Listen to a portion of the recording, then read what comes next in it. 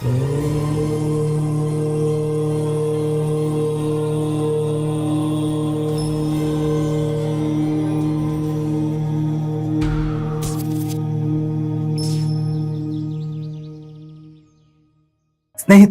ನೀವು ಕೇಳಿದಂತಹ ಪ್ರಶ್ನೆ, ಗುರುಗಳೇ,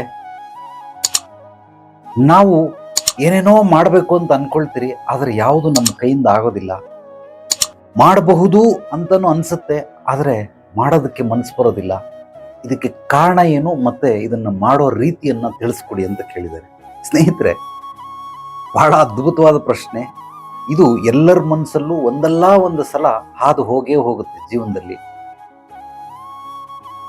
ಯಾಕೆ ಇದು ಅಂತಂದ್ರೆ, ಒಂದು ಸೋಮಾರಿತನ, ಆಲಸ್ಯ, ಜಡತ್ವ ಇದಿರೋದ್ರಿಂದ ಏನೋ ಮಾಡಿಬಿಡ್ತೀನಿ, ಮಾಡಬೇಕು, ಆದರೆ ಮಾಡಲ್ಲ.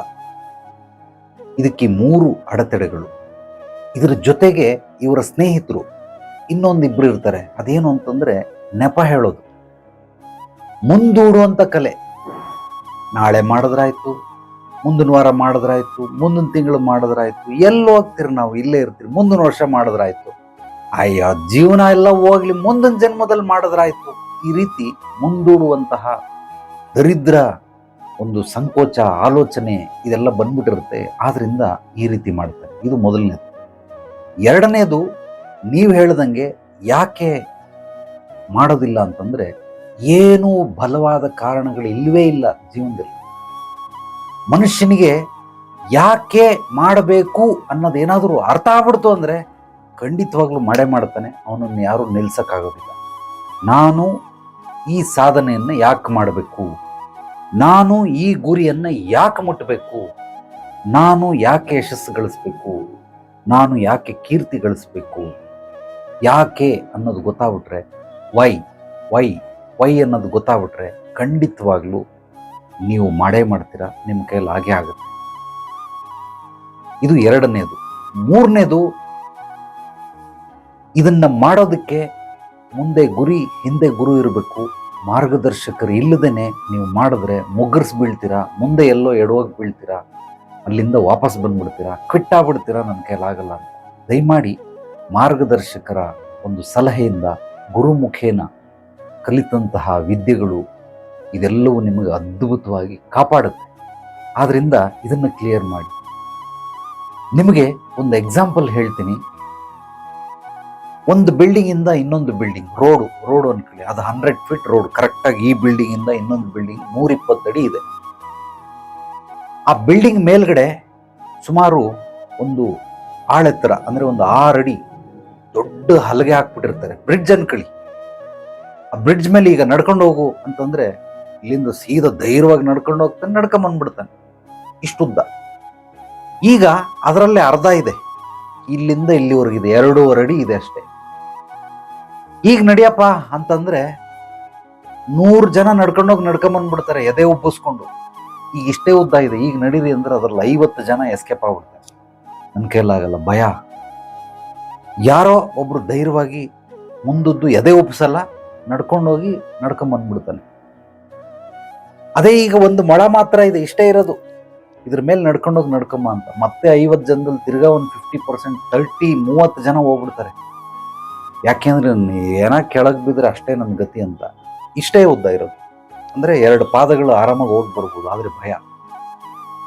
ಈಗ ಅವನು ಹೋಗಿ ಬರೋದ್ರಲ್ಲಿ ಬರೀ 20 ಜನ ಮಾತ್ರ ಬರ್ತಾರೆ.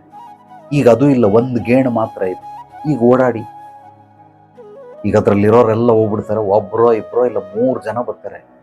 ನಾನು ಟ್ರೈ ಮಾಡ್ತೀನಿ ಅಂತ. ಆ 3 ಜನ ಬರ್ತಾರಲ್ಲ, ಇವರೇ ಯಶಸ್ವಿ ವ್ಯಕ್ತಿಗಳು, ಕೀರ್ತಿ ಗಳಿಸಿದಂತಹ ವ್ಯಕ್ತಿಗಳು, ಗುರಿ ಸಾಧನೆ ಮಾಡಿದಂತಹ ವ್ಯಕ್ತಿಗಳು.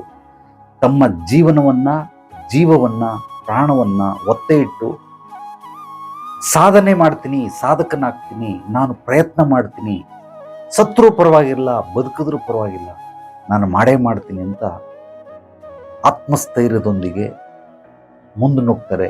ಇಂಥವರು ಯಶಸ್ವಿ ವ್ಯಕ್ತಿಗಳಾಗಿ ಬರ್ತಾರೆ. ಇದನ್ನ ನೀವು ಕೇಳ್ಕೊಳ್ಳಿ. ಈಗ ಇದನ್ನು ಕೂಡ ಒಂದು ಗೇಣು ಇರೋದ್ರಲ್ಲೂ ಕೂಡ ಹೋಗಿ ಬಂದ್ಬಿಡಬಹುದು. ಆ ರೀತಿ ಸಂದರ್ಭಗಳು ಬರ್ತವೆ. ಆಗ ಮನುಷ್ಯ ಮಾಡಲೇಬೇಕು, ಬೇರೆ ದಾರಿ ಇಲ್ಲ.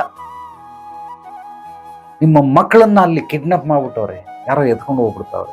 ಏನು ಮಾಡೋಕ್ಕಾಗಲ್ಲ, ಈಗ ನೀವು ಹೋಗ್ಲೇಬೇಕು. ಏನೋ ಸರ್ಕಸ್ ಮಾಡಿ ಕುಂತ್ಕೊಂಡು ತೆವಳ್ಕೊಂಡಾದ್ರೂ ಹೋಗಿ ನೀವು ನಿಮ್ಮ ಮಕ್ಕಳನ್ನ ಕಾಪಾಡ್ಕೊಂಡು ಬರ್ತೀರ. ಯಾಕೆಂದ್ರೆ ಈಗ ನಿಮಗೆ ಬೇರೆ ದಾರಿ ಇಲ್ಲ, ಅಲ್ಲಿ ಭಯ ಆಗಿಯಾ ಏನೂ ಇಲ್ಲ. ವೈ ಕಾರಣ ಸಿಕ್ಕಿಬಿಟ್ಟಿದೆ. ಯಾಕೆ ಅನ್ನೋದು ಗೊತ್ತಾಗ್ಬಿಟ್ಟಿದೆ ನಿಮಗೆ. ನಾನು ಅಲ್ಲಿಗೆ ಯಾಕೆ ಹೋಗ್ಬೇಕು ಅನ್ನೋದು ಗೊತ್ತಾಗ್ಬಿಟ್ಟಿದೆ. ಆದ್ರಿಂದ ಮನುಷ್ಯನಿಗೆ ಈ ರೀತಿ ಸಂಕಷ್ಟಗಳು ಬರೋವರೆಗೂ ಅವನು ಎದ್ದಳದೇ ಇಲ್ಲ. ಅವನಿಗೆ ಸೋಮಾರಿತನ, ಆಲಸ್ಯ, ಜಡತ್ವ ಅವನನ್ನು ಬಿಟ್ಟು ಹೋಗೋದೇ ಇಲ್ಲ. ನೆಪ ಹೇಳೋದನ್ನ ಅದ್ಭುತವಾಗಿ ಕಲ್ತ್ಕೊಂಡ್ಬಿಟ್ಟಿರ್ತಾನೆ. ಮುಂದೂಡೋದನ್ನ ಸಿಕ್ಕಾಬಟ್ಟೆ ಎಕ್ಸ್ಟ್ರಾರ್ಡಿನರಿ ಸ್ಕಿಲ್ಲಲ್ಲಿ ಕಲ್ತಿರ್ತಾನೆ. ದುಡಿಯೋದು ಕಲ್ತಿಲ್ಲ, ಸಂಪಾದನೆ ಮಾಡೋದು ಕಲ್ತಿಲ್ಲ, ಕೆಲಸ ಮಾಡೋದು ಕಲ್ತಿಲ್ಲ, ಆದ್ರೆ ಇದನ್ನ ಎಕ್ಸ್ಟ್ರಾರ್ಡಿನರಿ ಕಲ್ತ್ಬಿಟ್ಟವನು. ಆದರೆ ನಿಮಗೆ ಯಾಕೆ ಮಾಡಬೇಕು, ಯಾಕೆ ಅಲ್ಲಿ ಹೋಗ್ಬೇಕು ಅನ್ನೋದು ಏನಾದರೂ ಗೊತ್ತಾಗ್ಬಿಡ್ತು ಅಂದ್ರೆ ಖಂಡಿತವಾಗ್ಲೂ ಹೆಂಗೋ ಒಂದು ಹೋಗ್ತೀರ. ಅದಕ್ಕೆ ನೀವು ಕೂಡ ಆ ರೀತಿ ಮಾಡ್ಬೇಕಂದ್ರೆ ಮೊದಲು ನಿಮ್ಮ ವೈಯನ್ನು ಸಾಲ್ವ್ ಮಾಡ್ಕೊಳ್ಳಿ, ಕಂಡಿಡ್ಕೊಳ್ಳಿ.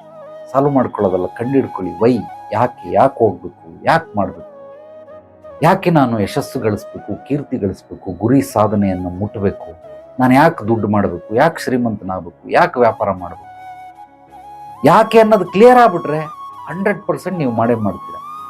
ನಿಮಗೆ ಯಾಕೆ ಅನ್ನೋದು ಗೊತ್ತಾಗ್ತಾ ಇಲ್ಲ ಅಂದರೆ ಬನ್ನಿ, ನನ್ನ ಹತ್ರ ಖಂಡಿತವಾಗ್ಲೂ ಹೇಳ್ಕೊಡ್ತೀನಿ ಹೇಗೆ ಮಾಡಬೇಕು. ನನ್ನ ಹತ್ರ ಬಂದರೆ ನಿಮಗೆ ಏನನ್ನ ಮಾಡಬಾರ್ದು, ಏನನ್ನ ಮಾಡಬೇಕು, ಹೇಗೆ ಮಾಡಬೇಕು ಅನ್ನೋದನ್ನು ಅತ್ಯದ್ಭುತವಾಗಿ ಹೇಳ್ಕೊಡ್ತೀನಿ.